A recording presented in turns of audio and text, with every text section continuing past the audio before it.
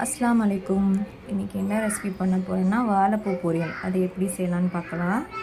இப்போ ஒரு கடாய் வச்சுருக்கேன்.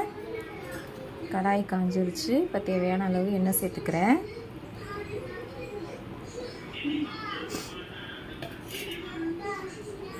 எண்ணெய் காயட்டும். எண்ணெய் காஞ்சிருச்சு. இப்போ 1/2 டீஸ்பூன் கடுகு சேர்த்துக்கிறேன். கடுகு வெடிக்கட்டும். இப்போ இதில் காஞ்ச மிளகா, கருவேப்பிலை சேர்த்துருக்கேன், வெங்காயம் எல்லாம் சேர்த்துருக்கேன். இது கொஞ்சம் நல்லா வதங்கட்டும். லைட்டாக அந்த கலர் சேஞ்ச் ஆகட்டும்.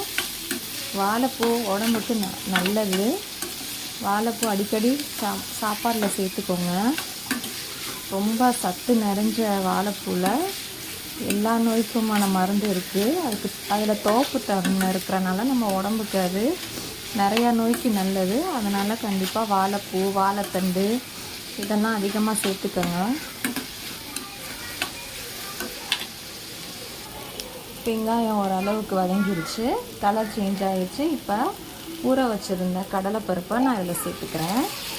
பருப்பை இப்போ சேர்த்தா தான் வெங்காயம் பருப்பு வேகிறதுக்கு கரெக்டாக இருக்கும். ஸோ இந்த டைமில் சேர்த்துக்கோங்க. சேர்த்துட்டு நல்லா வதக்கிக்கோங்க. ரொம்ப ஈஸியாக செஞ்சிடலாம் வாழைப்பூ. அதை க்ளீன் பண்ணுறது மட்டும்தான் கஷ்டம். க்ளீன் பண்ணி வச்சுட்டா டக்குன்னு ஈஸியாக செஞ்சிடலாம். வாஷ் பண்ணி வச்சுட்டு நான் நைட்டே அதை க்ளீன் பண்ணி வச்சுட்டேன். காலையில் வாஷ் பண்ணி கட் பண்ணிவிட்டு செஞ்சிட்ருக்கேன். ஈஸியாக இருக்குது.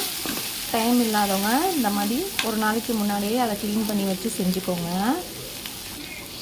ஓரளவு வதங்கிடுச்சு. இப்போ இந்த பொரியலுக்கு தேவையான உப்பு சேர்த்துக்கிறேன்.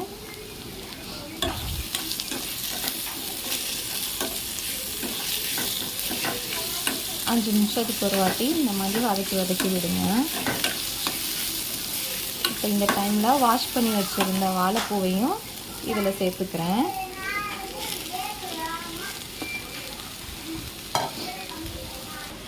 உப்பு பத்தலைன்னு நான் திரும்ப சேர்த்துருக்கேன்.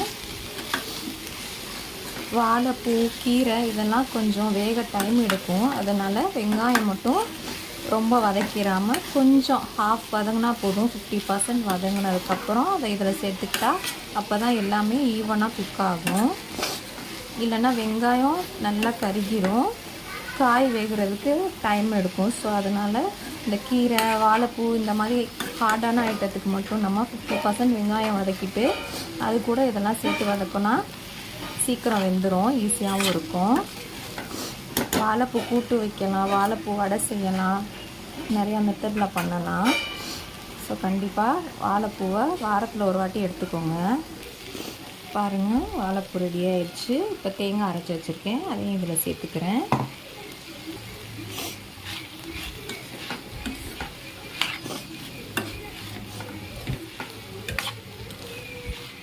கீரை பொரியல், வாழைப்பூ பொரியல் எல்லாத்துக்கும் தேங்காய் சேர்த்துக்கோங்க. அப்போ தான் டேஸ்ட்டாகவும் இருக்கும். அவ்வளோதான், வாழைப்பூ பொரியல் ரெடி ஆகிடுச்சு. கண்டிப்பாக நீங்கள் ட்ரை பண்ணி பாருங்கள். உடம்புக்கு அவ்வளோ நல்லது. வீக்லி ஒன்ஸ் ட்ரை பண்ணி பாருங்கள்.